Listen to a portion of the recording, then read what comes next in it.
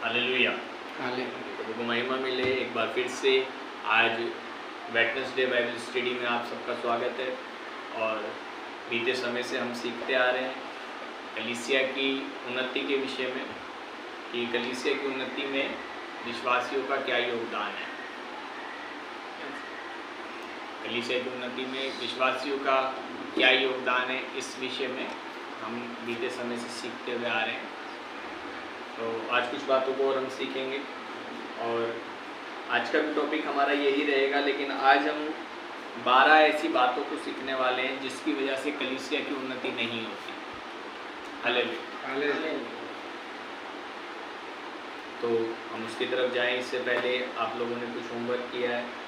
प्रेरितों के काम आपको होमवर्क मिला था, साथ के साथ आपसे पूछा गया था कि आपको पता लगाना है कि आपके अंदर क्या वरदान, परमेश्वर की ओर से क्या वरदान एक्टिव है आपके अंदर, आप कलीसिया की उन्नति के लिए क्या कर सकते हो। हमने ऐसा पूछा था और आप में क्या वरदान है ये सोचने के लिए, ये समझने के लिए, प्रार्थना करने के लिए कहा था आपको। पता लगा कुछ? ऑनलाइन में भी अगर आपको पता लगे तो आप कमेंट्स में बता सकते हैं कि आपके अंदर क्या वरदान है, कलीसिया की उन्नति के लिए आप क्या कर सकते हैं। आप में से किसी को ऑफलाइन में किसी को पता लगा? क्या लगता है क्या वरदान है? तो नहीं देखे हमने वरदान के विषय में लिया, लेकिन ये है कि प्रभु की सेवा में जो योगदान हो सकता है वो करते रहें और आगे प्रभु के प्रचार में बढ़ते जाएं, ऐसा कुछ सोचा है। वरदान मतलब वरदान के विषय में अगर हम जानेंगे ना, वरदान ऐसा है जैसे वरदान वो हम कमा नहीं सकते, मतलब वो हमारे अंदर वो दिया गया है। वरदान को समझिए कि वरदान ऐसा नहीं है कि हम उसको कमा सकते हैं या सीख सकते हैं। वरदान एक ऐसी चीज़ है जो दी गई परमेश्वर की ओर से है ना।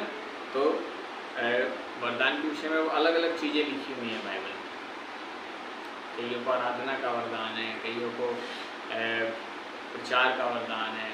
तो अलग अलग प्रकार से कई लोगों को अलग अलग वरदान है, कोई लोगों को अन्य भाषा का वरदान है। वरदान आप समझ पा रहे क्या है? जो दिया गया है ना। इसके लिए और आप और प्रार्थना में रहिए, प्रार्थना के साथ अपने अंदर क्या आपके अंदर परमेश्वर ने वरदान एक्टिव किया है तो आप उसे समझ पाएंगे। जैसा जब पुराने नियम में जब मंदिर बनाया जा रहा था उस समय में भी तो बाइबल बताती है कि जिसके अंदर जो भी टैलेंट था, वरदान था, वो सब लोग उस काम को मंदिर में करने लग गए थे, है ना। तो कोई अच्छी नक्काशी बना सकता था, वो नक्काशी बना रहा था। अलग अलग चीज़ें मंदिर में वो कर रहे थे। कोई लकड़ी का काम कर रहा था, कोई सोना पिघला के कुछ बना रहा था। तो सबको अलग अलग वहाँ पे वरदान थे। तो हम भी कलीसिया की उन्नति के लिए आज नए नियम में हम जान सकते हैं हम क्या कर सकते हैं। हालेलुया। और कई बार एक चीज़ मैंने देखा है, कई बार हमारे पास्टर के पास ऐसी आँख होती है जो परमेश्वर ने दी है, वो बता पाता है कई बार आपके अंदर क्या वरदान है। तो कई बार आपको बताया जाता है तो उसको ध्यान रखिए कि अरे पास्टर ने ये बताया था कि तेरे अंदर ये चीज़ एक्टिव है। कई बार आप नहीं समझ पा रहे हो तो कई बार हमें दिखता है वो चीज़, हमें समझ में आ जाती है कि ये भाई के अंदर, ये बहन के अंदर ये वरदान काम कर रहा है। हालेलुया, है ना। तो ऐसा करके उसको भी आप ध्यान रख सकते हो। प्रार्थना के साथ आप रहोगे तो आपको पता लगेगा आपके अंदर क्या वरदान काम करता है। हालेलुया। ठीक है, तो आज हम सीखने वाले हैं।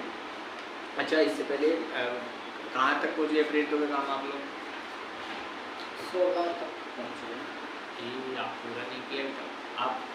27 तक। अच्छा, नोट्स बनाइएगा आप लोग। पिछली बार तो 12 तक तो पूरा हफ्ते में 4 ही अध्याय पढ़े आपको। एक दिन में 3 कम से कम पढ़ना है, तब पूरा होगा ना। समय नहीं आता भैया, अब 9 से 9 तो ड्यूटी ही रह जाते हैं।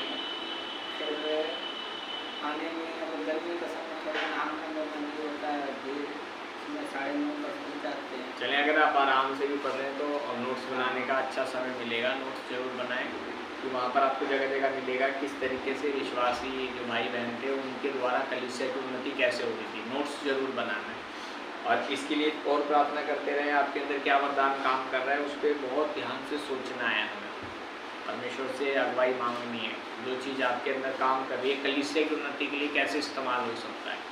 हालेलुया, है ना। जैसा मैंने बताया था कि मैंने महसूस किया था ऐसा कि मैं एक समय पर मैं सेल्समैन था, तो मेरे को बोलने का टैलेंट परमेश्वर ने दिया था, तो मैं कलीसिया की उन्नति के लिए परमेश्वर ने इस्तेमाल कर लिया है। हालेलुया, ठीक है। तो आज जो हम सीखने वाले हैं यहाँ पर, हम 12 ऐसी बातें सीखने वाले हैं जो अगर कलीसिया में अगर ये बातें हों तो कलीसिया की उन्नति नहीं होती। हालेलुया। ये कलीसिया किन कारणों से नहीं बढ़ता है, ऐसे 12 कारण हम आज देखने वाले हैं, तो इसको ध्यान देना है। और मैंने बताया था जैसे आपको बहुत अच्छा हो जाता है कि हम YouTube पे डालते हैं इसको, तो वहाँ बार बार देख के अच्छी रीति से सीख सकते हो इसे। हालेलुया, ठीक है। तो जो भाई बहन ऑनलाइन में भी देख रहे हैं, मेरा निवेदन है नोट्स जरूर बनाएं, प्रभु आशीष करेगा, ठीक है।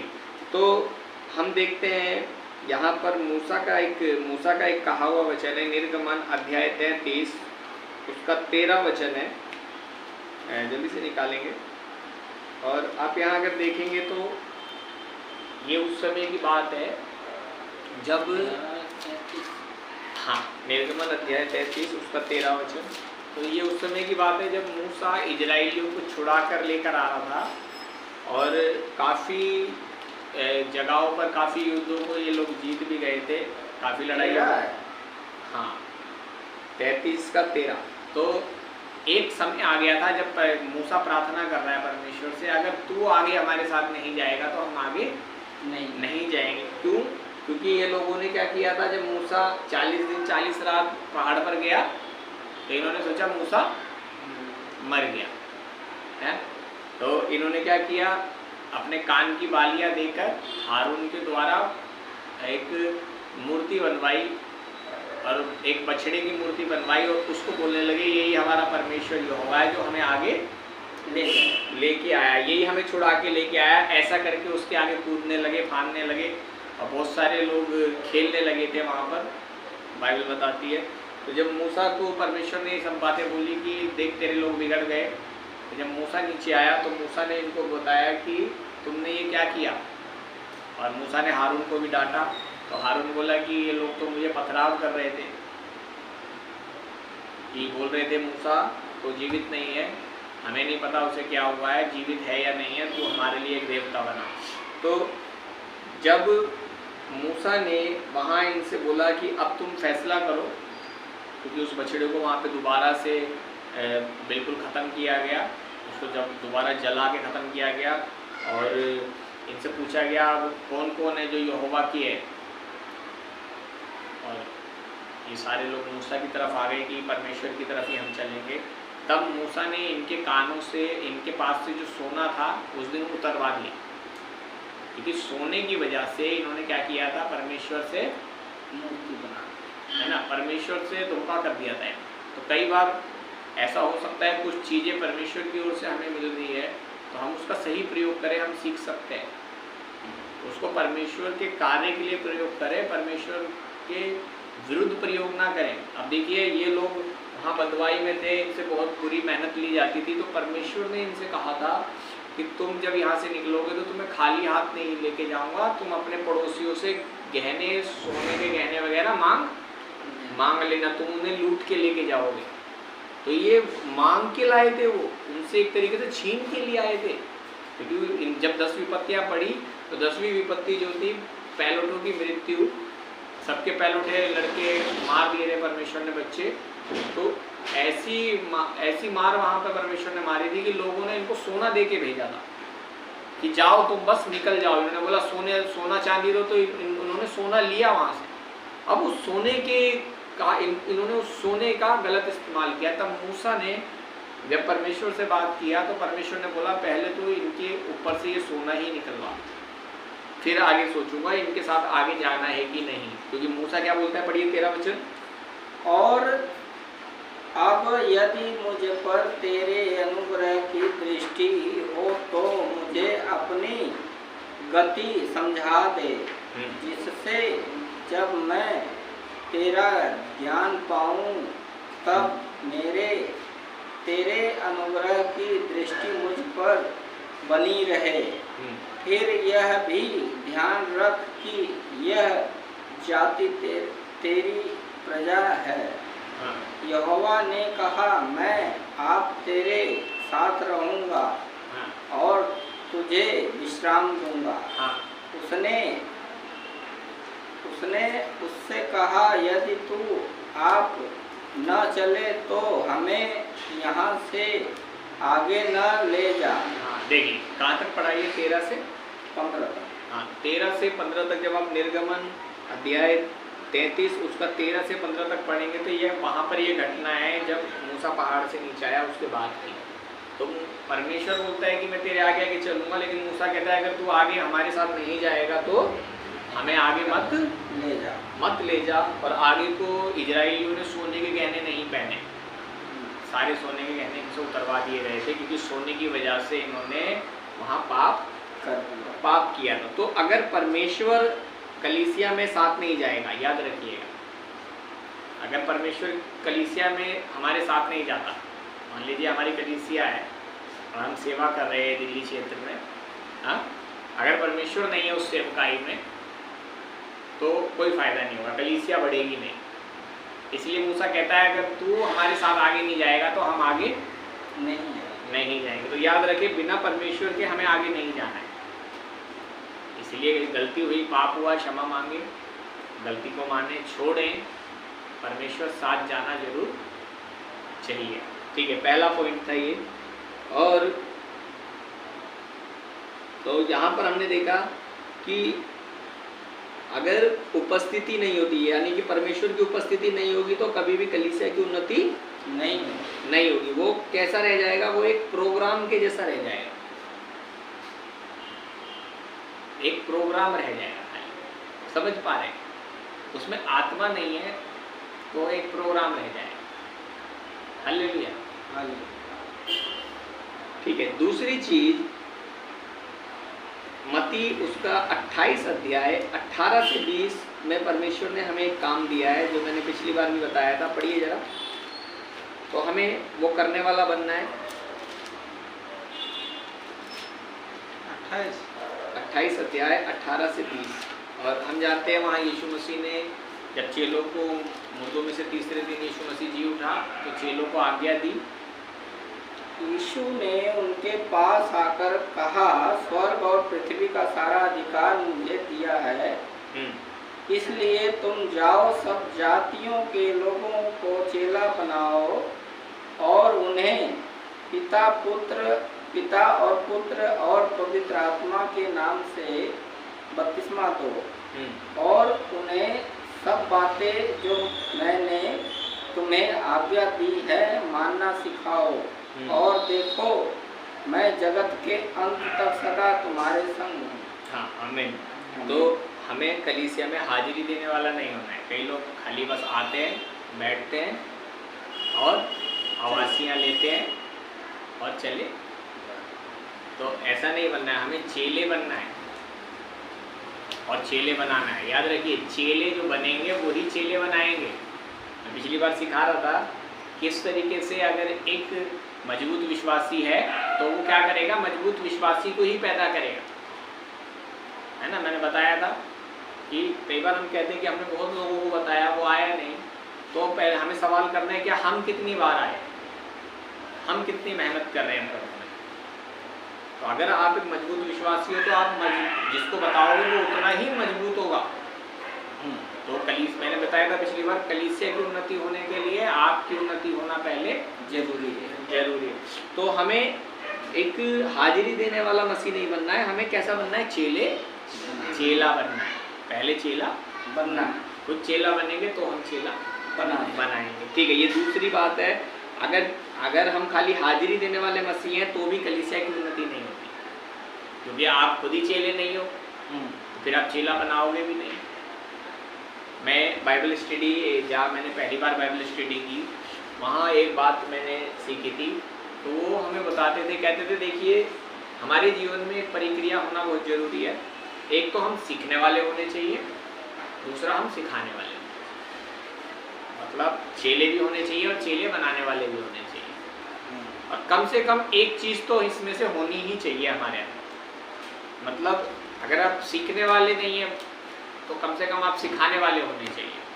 अगर आप सिखाने वाले नहीं हैं तो कम से कम अच्छा होगा तो भैया दूसरा भी देख के अपने आप परिवर्तन में आने की कोशिश करता है। तो अगर आप सिखाने वाले नहीं हैं तो कम से कम सीखने वाले जरूर होने चाहिए, बदलना चाहिए चीज़ों को, है ना। तो हाजिरी देने वाले नहीं होना है। हालेलुया। तीसरी चीज, जो तीसरी बात है, हमें लीडरशिप में आना जरूरी है। कई लोग लीडरशिप में नहीं आते, मतलब लीडरशिप नहीं कर लेते, जिम्मेवारी नहीं लेते। मतलब जैसे बोला गया, अब कई लोग ऐसे होते हैं, अगर वो यहाँ पर आएंगे वो अपने आप ही देख लेते हैं, अरे कलीसिया में क्या दिक्कत है, क्या जरूरत है, वो काम करने लग जाते हैं उस चीज़ को। हालेलुया। बीते दिनों में पंजाब से हमारे कुछ लोग आए, उन्होंने अपने आप ही वो जब आए थे पंजाब से, तो उन्होंने देखा कि चर्च ऑफिस में क्या दिक्कत हो रही। तो मेरा बहन और क्या कहते जीजा है मेरे, तो वो लोग खुद ही वो ऑफिस में आके बैठे भी नहीं है, प्रार्थना किया, सफाई करने लग गए। मैं बोला ये क्या कर रहे हो, हम कर लेंगे। बोले नहीं, परमेश्वर के भवन में हम लोग आए, हमें जो दिख रहा है हम वो काम करेंगे। तो क्या नीचे क्या ऊपर ऑफिस में या चर्च में, वो कह रहे हम अपनी चर्च में भी ऐसे ही करते हैं, हम ऐसे नहीं छोड़ते बच्चों के ऊपर। तो ये कलीसिया का काम है, ऐसे बोले कि अब क्या होता है, हम उनका चर्च भी बहुत बड़ा है, 5000 लोगों का एक बारी में बैठने का जगह है। 5000 लोग, 5000 कुर्सियों का चर्च है उनका, उससे भी बड़ा चर्च है। बहुत बड़ी चीज़ है। हाँ, यहाँ इस कोने से उस कोने तक, तो इतना बड़ा चर्च है उनका। तो कई बार लोगों ने बीच में ऐसा किया था, मेरा सिस्टर गवाही दे रहा था कि कई बार लोगों ने ऐसा किया कि उधर बाइबल स्कूल भी है, तो बाइबल स्कूल के बच्चों के ऊपर छोड़ दिया था सारा काम। तो सारी चीज़ें धीरे धीरे धूल जमने लगा, ऐसा होने लगा। तब बहनों ने जिम्मेवारी ली कि नहीं हम एक्टिव होंगे, हम करेंगे ये काम। तो वही उन्होंने यहाँ पर भी किया। तो आप समझ रहे, कई बार लीडरशिप में नहीं आते। एक ने नहीं किया, मैं भी नहीं करता, चलो जी ऐसा करते। लीडरशिप में रहना है, हमें जिम्मेवारी ले लेनी है। ये नहीं किया, मैं कर दूंगा। समझ पा रहे? तो लीडरशिप में आना जरूरी है। तो ये छोटे कामों में भी विश्वास योग्य बनना है और बड़े में भी। देखिए यहाँ लिखा है हमें लीडरशिप में आना जरूरी है। कई लोग लीडरशिप में नहीं, जिम्मेवारी नहीं लेते। देखो 1 तीमुथियुस अध्याय 4 उसका 14, 15, 16 3 वचन देखेंगे। इसमें 1 तीमुथियुस, एक जना मोबाइल से निकालो तो जल्दी होएगा। एक जना बाइबल से निकालो, एक जना मोबाइल से, थोड़ा समय ज़्यादा गया ना। 1 तीमुथियुस अध्याय 4, 14, 15, 16। तो छोटे चीज में भी विश्वास योग्य प्रभु के भवन में हमें दिख रहा है। अच्छा से हाँ, पढ़िए। उस वरदान के प्रति जो तुझमें है और भविष्यवाणी के द्वारा प्राचीनों के हाथ रखते समय तुझे तो क्या बोलते हैं, उस वरदान के द्वारा जो तुझमें है और प्राचीनों के हाथ रखने के द्वारा तुझ पर आया है। हाँ, निश्चय मत रहे इन बातों, निश्चिंत मत रहे, थोड़ा तेज आवाज में, निश्चिंत मत रहे इन बातों को सोचते रहे, इन बातों को सोचता रहे और इन्हीं में अपना ध्यान लगाए रहे, इन्हीं में अपना ध्यान लगाए रहे। मतलब देखो लीडरशिप में, ये लीडरशिप की बात है कि उसके अंदर ये जो तीमुथियुस था, इसका माँ और नानी विश्वासी फैमिली थे ये। तो जो कुछ इसके अंदर था और कुछ इसके ऊपर हाथ रखने के द्वारा, जब प्रेरितों ने हाथ रखे, प्राचीनों ने हाथ रखे, इसके अंदर आया। तो ऐसा निश्चिंत मत हो जा, मेरे अंदर वरदान आ गया। सोचता रहे उस वरदान के विषय में और उसको काम में ला। काम में ला, निश्चिंत नहीं रहना, उसको छोड़ना। आगे पढ़िए। ताकि तेरी उन्नति सब पर प्रकट हो। ताकि तेरी उन्नति सब पर प्रकट हो। अपनी और अपने उपदेश की चौकसी रख। अपने और अपने उपदेश की, मतलब जो वचन तू प्रचार कर रहा है, तुझे अपनी भी चौकसी रखनी है कि मैं ये प्रचार कर रहा हूँ, मैं ये कर रहा हूँ कि नहीं कर रहा। अपनी और अपने उपदेश की चौकसी रख। हाँ, इन बातों पर स्थिर रह। और जो कुछ तू सिखाता है खुद भी उसको मान। हाँ, क्योंकि यदि ऐसा करता रहेगा तो हाँ, यदि ऐसा करता रहेगा तो तू अपने और अपने मन सुनने वालों के हाँ। लिए भी उद्धार का कारण होगा। हाँ, अगर तू स्थिर रहेगा तो तू अपने लिए भी और अपने सुनने वालों के लिए भी उद्धार का कारण होगा। हालेलुया। हालेलुया। हो गया 16 तक। तो आप समझ पा रहे हैं लीडरशिप में, मतलब ये तीमुथियुस जो था, इसकी माँ और इसका नानी जो था वो विश्वासी था, ये विश्वासी फैमिली में से था, तो कई वरदान इनके ऊपर, इसके अंदर विश्वास तो अपने माँ और नानी से आ गया। अब फिर जब प्राचीन आए, प्रार्थना हुई इसके लिए, तो वरदान एक्टिव हो गया। अब वरदान एक्टिव होने के बाद निश्चिंत नहीं होना, उसको सोचते रहना है उसके विषय में, मेरे अंदर ये है, मुझे कैसे इस्तेमाल करना है कलीसिया के लिए, लीडरशिप में लाना है उसको। समझ पा रहे? लीडरशिप में उसको लेकर आना है, तब क्या हो जाएगा। और खाली उसको इस्तेमाल ही नहीं करना है, उसको मानना भी है। किसी को सिखा रहे हो, आपने भी करना है वो। Hallelujah, hallelujah. हाँ, आप देखेंगे तो क्या हो जाएगा, आप भी आशीषित हो जाएंगे और आपके जिनको आप सिखा रहे हो वो भी आशीषित हो जाएंगे। ठीक है, हालेलुया, हालेलुया। तो 3 चीज हमने यहाँ पर देखी। चौथी चीज हम देखेंगे नीति वचन 29 उसका 18, जल्दी से देखिए क्या लिखा है वहाँ। तो आपको लीडरशिप, तीसरी चीज क्या है, लीडरशिप लेना जरूरी है। अगर आप लीडरशिप नहीं लेते, आप निश्चिंत हो गए मेरे पास तो वरदान है, कोई फायदा नहीं होगा। 28, हाँ, 29 का 18। जहाँ दर्शन की बात नहीं होता वहाँ लोग निरंकुश हो जाते हैं। हाँ, अभी देखिए, अब दर्शन होना भी बहुत जरूरी है, नहीं तो क्या हो जाएगा, निरंकुश हो जाएगा। दर्शन एक एड्रेस के समान है। आप जा रहे हो कहीं, आपके पास एड्रेस नहीं हो, पूरे दिन घूमते रहो, कैसे पहुंचोगे उधर? नहीं पहुंच पाओगे ना।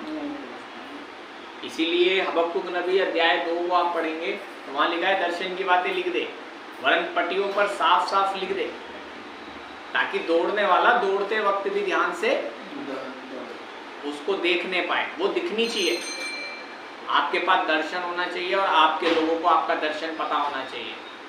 मैंने कितनी बार अपने कलीसिया में ये बात बताई है। क्या है अपनी कलीसिया का दर्शन?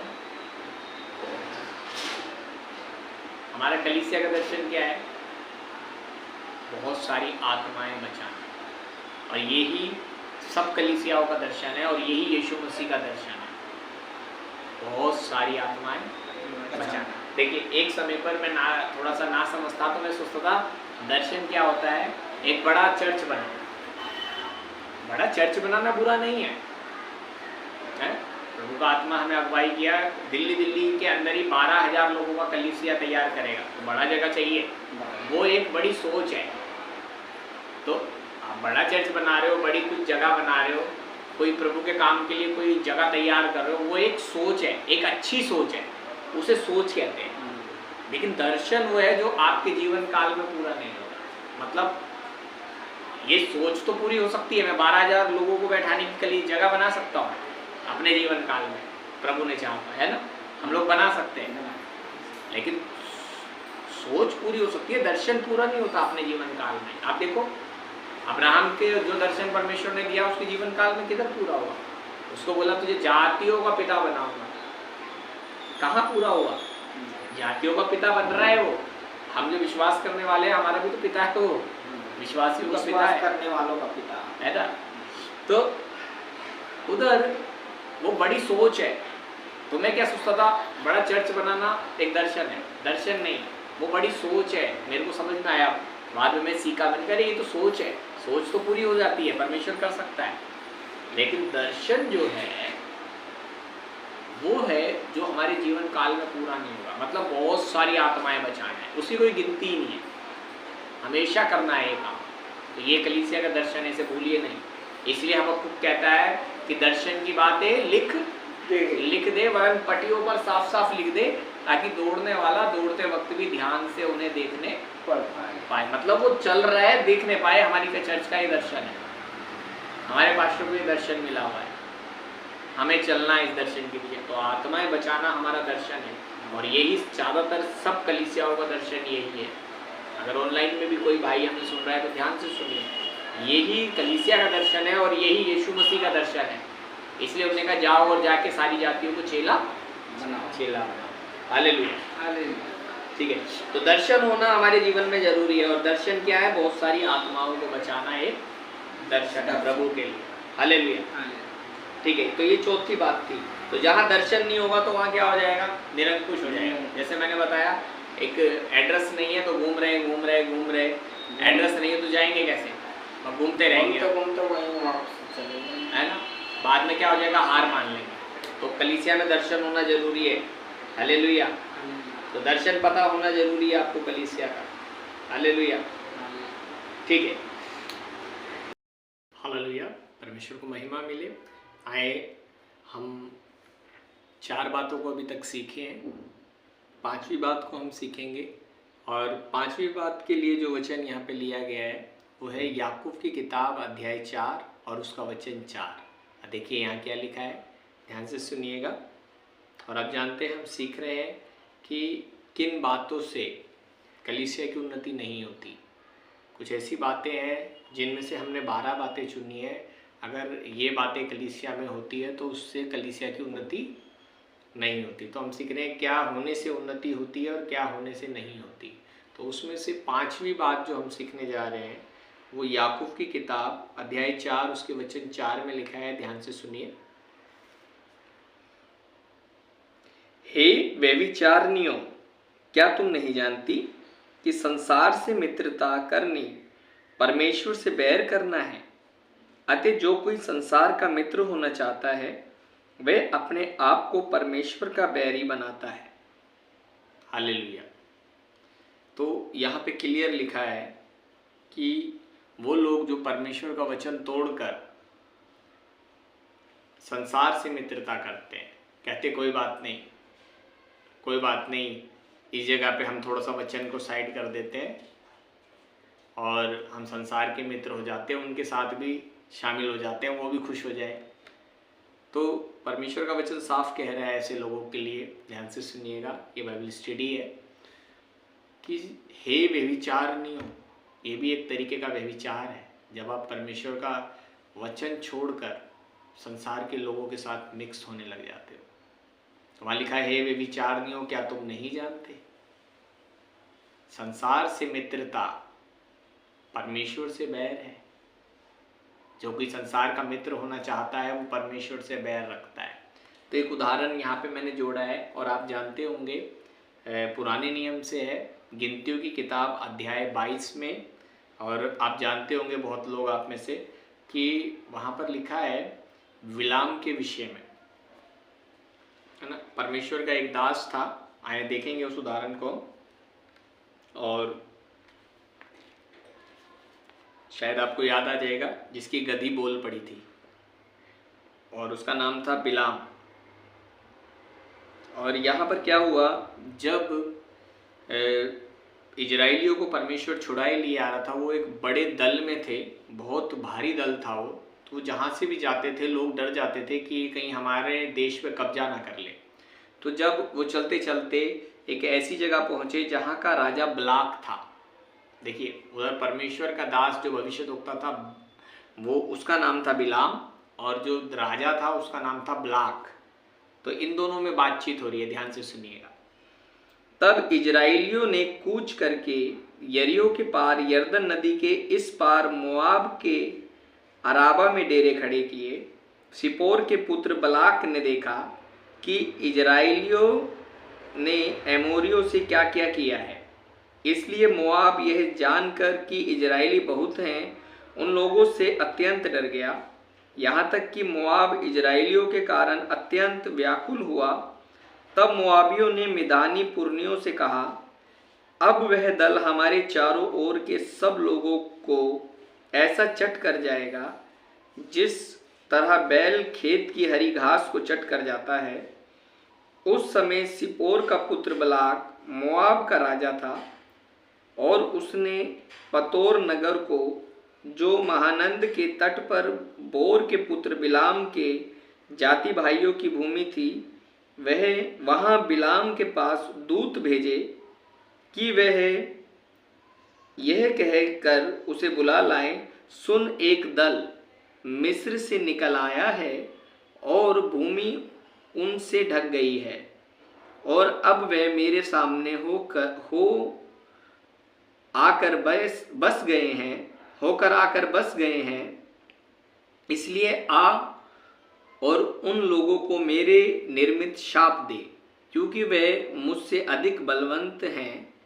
तब संभव है कि हम उन पर जयवंत हों और हम सब उनको अपने देश से मार कर निकाल दें, क्योंकि यह मैं जानता हूँ कि जिसको तू आशीर्वाद देता है वह धन्य होता है और जिसको तू श्राप देता है वह श्रापित होता है। तो देखिए, राजा को पता था कि ये परमेश्वर का दास जिसे आशीष देता है वो आशीषित हो जाता है और जिसे ये श्राप देता है वो श्रापित हो जाता है। अब ये राजा परमेश्वर के दास के पास अपने लोगों को भेजता है और उसके लोग जाते हैं, जाके हालेलुया बिलाम नबी से मिलते हैं और ऐसे ऐसे सारी बात बता देते हैं, जो मैंने अध्याय 22 गिनतियों का अध्याय 22 1 से 6 तक में पढ़ी है। आप इसे और खुल के पढ़ सकते हैं। 22 और 23 अध्याय पढ़ेंगे, आपको अच्छी तरह समझ में आ जाएगा। पूरा अध्याय पढ़ेंगे तो समय कम है, इसलिए मैं शॉर्टकट में बता रहा हूँ। तो जब इसके लोग वहाँ गए तो बिलाम ने इनसे बातचीत की और बिलाम ने बोला कि देखो, ये बात तो सच है कि मैं जिन्हें आशीष देता हूँ मुझे वो आशीषित हो जाते हैं और जिन्हें श्राप देता हूँ वो श्रापित होते हैं, लेकिन जब तक मैं यहोवा से बात नहीं कर लूँ मैं तुम्हें कुछ नहीं कह सकता। ऐसा करो, आज रात तुम यहीं टिको और खाना खाओ और खाना खाने के बाद यहीं लेटो। रात को मैं परमेश्वर से बात करूँगा, सुबह तुम्हें बताऊँगा। तो जब रात हुई तो परमेश्वर बिलाम से मिलने आया। अब बिलाम से परमेश्वर बोलता है, ये कौन है जो तेरे यहाँ टिके हैं? तो बिलाम बोलता है कि ये फलाने फलाने राजा ने भेजा है और इजराइलियों का जो दल है, बलाक राजा ने भेजा है और इजराइलियों का दल है, उसके कारण ये डर रहे हैं और ये मुझे बुलाने आए हैं कि मैं इनके साथ जाऊं उनको श्राप देने। तो तू क्या कहता है कि मैं जाऊं या नहीं जाऊं? ऐसा नहीं था, परमेश्वर को पता नहीं था वो लोग कौन है। परमेश्वर इसके मुंह से जानना चाहता था कि ये क्या कह रहा है। और इसने बोला, और वो राजा बोल रहे हैं, तू अगर मेरे लिए ऐसा करेगा तो मैं बहुत तुझे तेरी प्रतिष्ठा करूंगा, तुझे धन संपत्ति दूंगा। तो परमेश्वर इसको बोला, तू वहाँ मत जा, क्योंकि मैं उन इजराइलियों को आशीष दे चुका हूँ। तो ऐसा करके बात समाप्त हुई। सुबह हुआ, बिलाम नबी ने बोला कि मैं तुम्हारे साथ नहीं जाऊँगा क्योंकि परमेश्वर ने मुझे मना किया है। तो वो लोग मुँह लटका के वापस चले गए। तब राजा ने उससे भी बड़े लोगों को भेजा जो उससे भी प्रतिष्ठित थे, और ऐसा 2 या 3 बार हुआ। आप वहाँ पे पढ़िएगा अच्छी तरह। तो जब 2 बार हुआ, तो जब दोबारा इससे बड़े पद वाले लोग आए तो बिलाम उनको देख के बोला ऐसे ही कि भाई रुको, रात को परमेश्वर से बात करूँगा, सुबह बताऊँगा। तो रात को फिर परमेश्वर आया। परमेश्वर ने बोला, भाई बिलाम ये कौन है? तो बोलता है, ये उसी राजा के और लोग आए हैं और ये कह रहे हैं कि तुझे राजा बहुत तेरी प्रतिष्ठा करेगा, उन्हें श्राप दे और तेरे को बहुत धन संपत्ति देगा। तो मैं क्या करूं? इसके दोबारा पूछने के कारण परमेश्वर इससे क्रोधित हो गया। परमेश्वर ने इसको बोला, ऐसा कर, तू जा। और अगले दिन ये खुश हो गया। देखो, परमेश्वर मनुष्य नहीं है कि अपनी बात से फिर जाए या दोबारा बात करे। तो ये खुश हो गया क्योंकि इसके मन की पूरी हो गई। तो जब ये सुबह तैयार हुआ, सुबह जल्दी नहाया धोया, तैयार हुआ, उनको बोला चलो भाई चलो। परमेश्वर तैयार हो गया भेजने के लिए, और अपनी गधी को जो बचपन से जिस पे ये बैठता था उसको इन्हें तैयार किया, ये उस पे बैठा। लेकिन अब चक्कर क्या था, वो गधी आगे ही नहीं जा रही थी। तब इसने अपनी गधी को उसकी रस्सी खींची कि चले, लेकिन वो आगे नहीं जा रही थी। इसने उसको लाठी मारी तो वो थोड़ा सा आगे चली, लेकिन उसने क्या किया, अपना रास्ता चेंज करके खेत में घुस गई। अब बिलाम को बड़ा क्रोध आया, ये गधी क्या कर रही है आज, ये उसको और लाठी मार रहा है। तो वो आगे चली और एक दीवार में सट गई जाके। जब इसको मार रहा था बार बार, तो उस गधी ने आओ देखा ना ताओ देखा, वहीं बैठ गई। अब इसका क्रोध और भड़क उठा और इसने गधी को और मारा। तब परमेश्वर ने बिलाम की आंखें और गधी का मुंह खोल दिया, और वो गधी बोली, तू मुझे क्यों मार रहा है? क्या मैं तेरी वही गधी नहीं हूं जिस पे बचपन से बैठता आया है? लेकिन देख, आगे परमेश्वर का दूत खड़ा है नंगी तलवार लिए। तो परमेश्वर ने इसकी भी आंखें खोल दी, और इसने देखा अरे परमेश्वर का दूत आगे खड़ा है। और ये वहां झुक गया और अपनी गलती मानने लगा कि प्रभु मेरी गलती है, मुझे माफ कर। तो परमेश्वर के दूत ने एक बात इससे कही, अगर ये गधी यहाँ मेरे आगे से रास्ता नहीं बदलती ना, तो तुझे तो मैं मार देता, पर इस गधी को जीवित छोड़ देता। तब ये वहाँ पछताने लगा और बोलने लगा, अच्छा ठीक है, मैं नहीं जाऊँगा, मुझे माफ़ कर दे। तो परमेश्वर के दूत ने एक बात बोली इससे कि नहीं, अब तू जा, लेकिन जो कुछ मैं तुझसे कहूँ वही करना। और बाइबल बताती है, जब ये वहाँ गया तो राजा अपने प्रतिष्ठित लोगों के साथ वहाँ पर खड़ा था। इसका अगर आप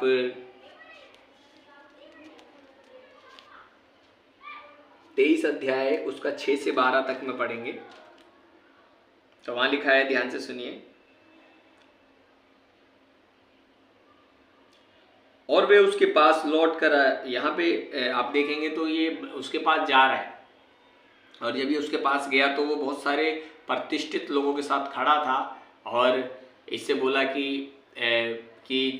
इसने बोला कि मुझे ऐसी जगह लेके चल जहाँ से वो मुझे पूरा दल दिखाई दे इजराइलियों का।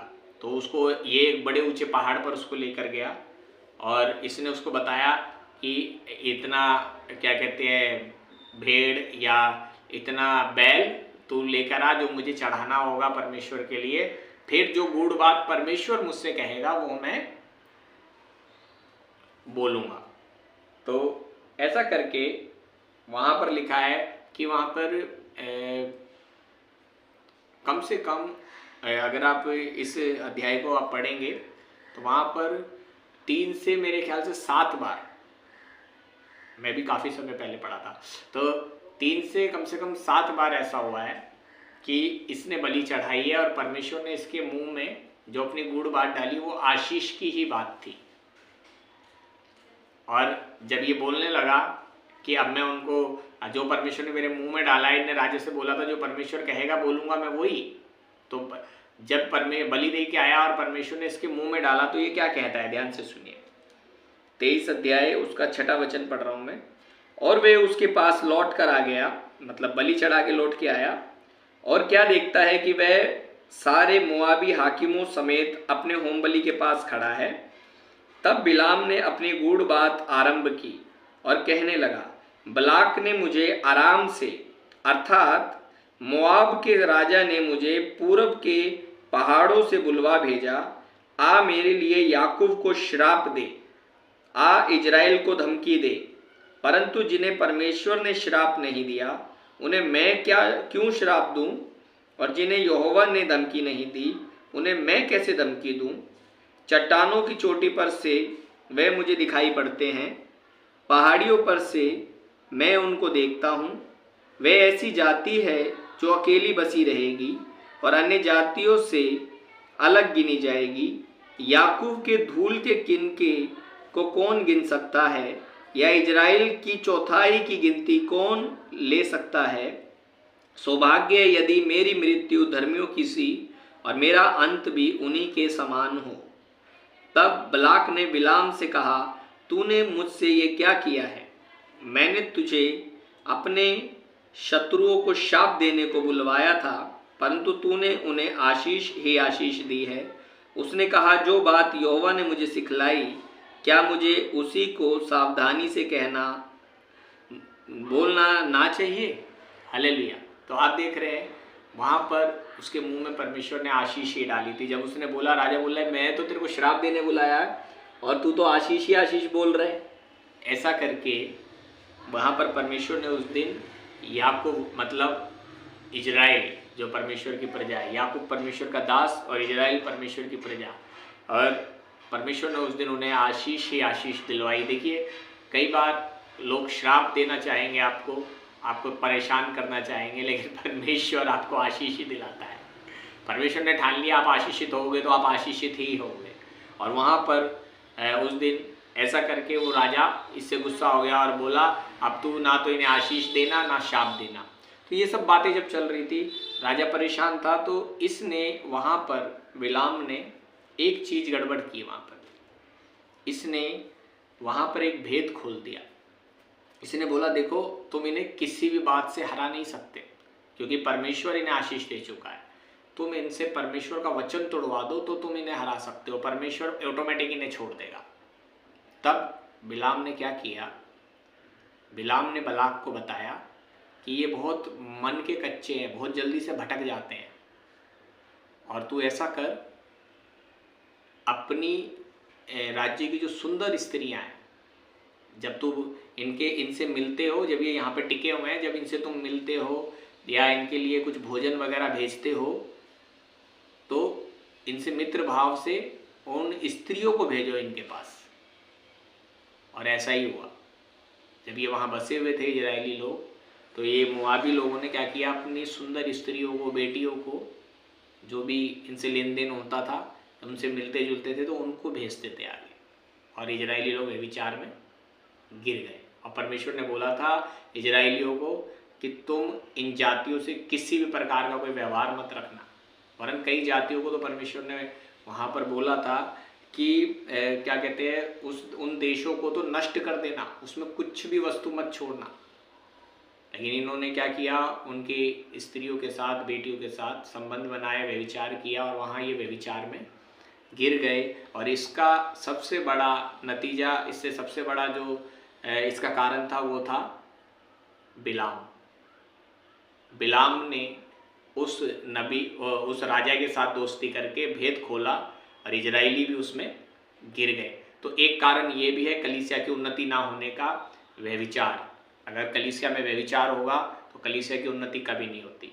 मेरा भाई, मेरे बहन, हर प्रकार का वो रिश्ता जो परमेश्वर को सही नहीं लगता, जैसा बिना शादी के बॉयफ्रेंड गर्लफ्रेंड बनाना, या फिर आपकी पत्नी के साथ आप ईमानदार ना होना, या आपके पति के साथ पत्नी ईमानदार ना होना, ये एक व्यभिचार कहलाता है। आप गलत वीडियोस देखते हैं, वो भी एक व्यभिचार है, याद रखिएगा। या आप परमेश्वर का वचन छोड़कर दुनिया में मेल रखते हैं, दुनिया के साथ मेल मिलाप कर लेते हैं, वो भी एक तरीके का व्यभिचार है। इसलिए याकूब अध्याय 4:4 में लिखा है, हे व्यभिचारिणियों, क्या तुम नहीं जानते कि संसार से मित्रता परमेश्वर से बैर है। तो ये भी एक प्रकार से व्यभिचार है। ठीक है, ये 5वीं बात हमने सीखी। 6वीं बात है जो लूका अध्याय 18 से ली जाती है, ध्यान से उसको हम देखेंगे 2 मिनट के लिए, और फिर हम प्रार्थना करेंगे। आज हम 6 ही बातों को कवर कर पाएंगे, थोड़ा टाइम की कमी के कारण। Next week Wednesday Bible class में मैं आप सबको फिर से इंकरेज करना चाहता हूँ, आप आइए। और जो लोग दिल्ली में आसपास में हैं, आप हम क्या कहते हैं, समीपुर स्थिर इस इलाके में हैं, बाईपास के पास पड़ता है ये, आप आसपास में हैं, आप आ सकते हैं। हर वेडनेसडे 8 से 10 बजे रात को बाइबल स्टडी होती है।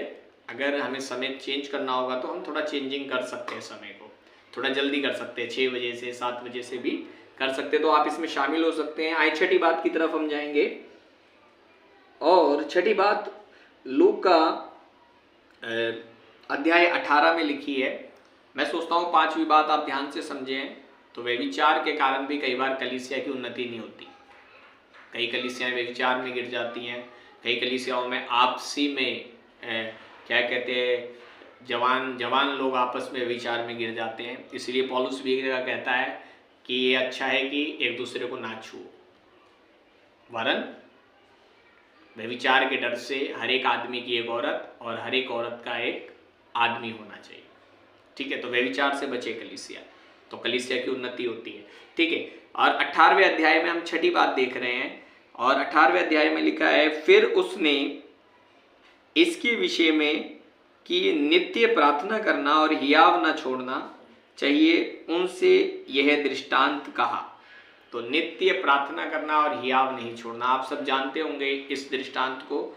ये लूका अध्याय 18 में लिखा है, 1 से 8 तक अगर आप पढ़ेंगे तो यहाँ पे बहुत प्यारा दृष्टांत है। और ये एक विधवा स्त्री है जिसके विषय में लिखा है कि हालेलुया, वहाँ उसके देश का एक राजा था जो कभी भी ना तो वो परमेश्वर से डरता था, ना मनुष्यों की कोई परवाह करता था।